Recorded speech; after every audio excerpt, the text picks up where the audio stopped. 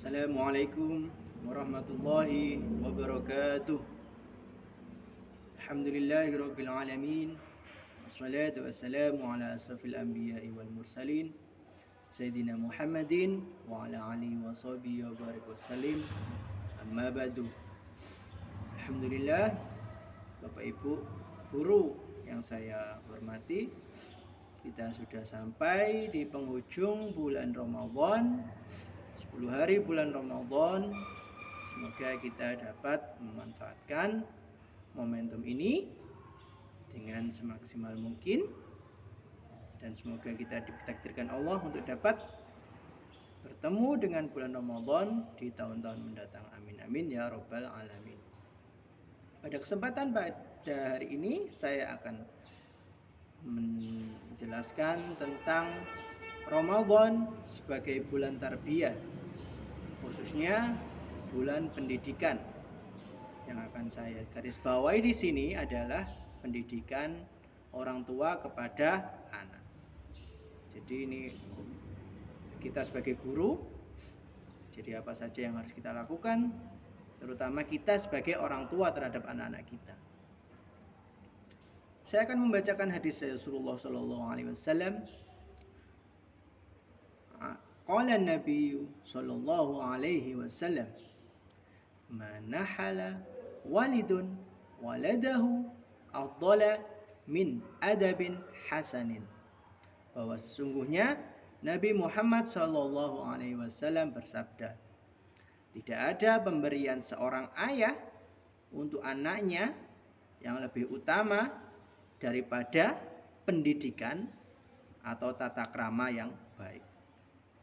Dari hadis ini kita dapat mengambil kesimpulan bahwa pendidikan atau tarbiyah adalah hal pokok yang harus diberikan orang tua kepada anaknya. Jadi nanti di akhirat orang tua akan ditanya, apakah dia sudah memberikan pendidikan yang baik kepada anaknya atau tidak. Seorang anak yang terpleset atau disiksa di akhirat kelak akan ditanya pula, kenapa kamu kok bisa sampai di sini? Kenapa kak kamu bisa sampai disiksa di sini? Kemudian jika si anak menjawab, ya Allah Gusti, dulu saya sama bapak saya tidak diajari sholat. Dulu saya sama ibu saya tidak pernah diajari ngaji. Maka akan dicari orang tua yang tidak mau mengajari anaknya tentang agama. Dan si anak akan menuntut pada orang tuanya bahwa memang anak memiliki hak untuk mendapatkan pendidikan, terutama pendidikan agama.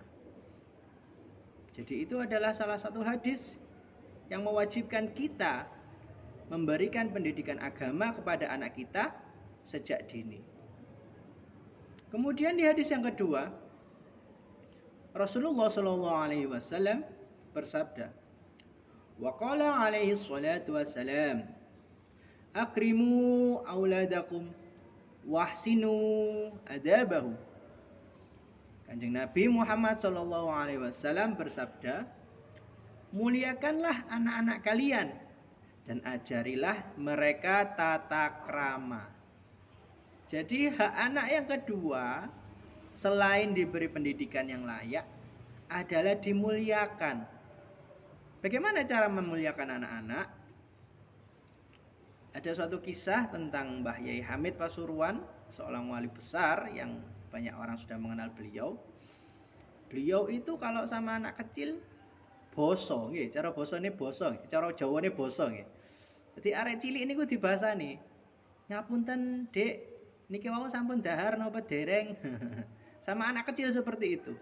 Saking beliau itu ingin memuliakan anak kecil, seorang wali besar mampu memuliakan anak kecil seperti itu, dibasani. Nek kita tasik dereng sagup nggih. Basani bocah. Nah, niku saking mulyane hati beliau, saking bersih dan sucinya kolbu beliau, sehingga beliau sudah tidak punya lagi rasa sombong ataupun rasa takabur, sehingga tidak malu untuk membosokkan anak kecil. Di hadis Kanjeng Nabi pun ada bahwa salah satu hak anak adalah dimuliakan. Bagaimana caranya? Tergantung dari kita masing-masing orang tua bagaimana cara untuk bisa memuliakan anak kita masing-masing. Kemudian hadis ketiga, Kanjeng Nabi Shallallahu alaihi wasallam bersabda, wa qala alaihi salatu wassalam, inna fil jannah daru yuqalu laha darul farah la yadkhuluha illa man farah. Di hadis ketiga ini Kanjeng Nabi bersabda, sungguh di dalam surga itu ada rumah yang disebut Darul Faroh. Rumah atau pintu ya. Pintu yang disebut Darul Faroh. Darul Faroh itu pintu Faroh. Pintu seneng. Nek kita ngarani ini lawang seneng ya. Pintu kebahagiaan.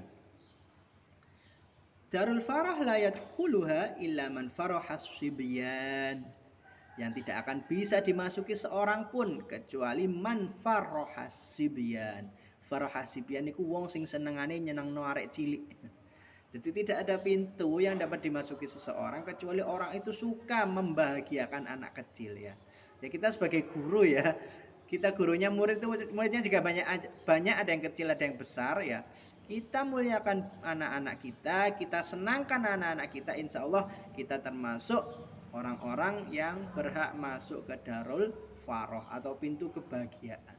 Jadi di akhirat di surga nanti itu banyak pintu nggih Bapak Ibu nggih.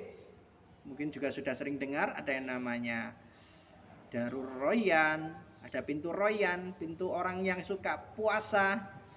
Ada Darus Sodakoh, ada pintunya orang-orang yang suka sodakoh. Ada pintunya orang-orang syahid. Ya, jadi banyak sekali pintu di surga. Salah satu pintu yang bisa kita raih yaitu dengan cara menyenangkan anak kecil. Ya, mbok ditukokno balon, mbok ditukokno permen, mbok dijak dolen nggih. Jadi salah satu pintu surga itu adalah menyenangkan atau membahagiakan anak kecil. Mungkin itu kelumit hadis Nabi SAW yang dapat saya sampaikan pada kesempatan hari ini.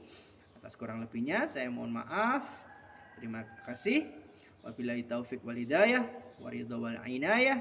Assalamualaikum warahmatullahi wabarakatuh.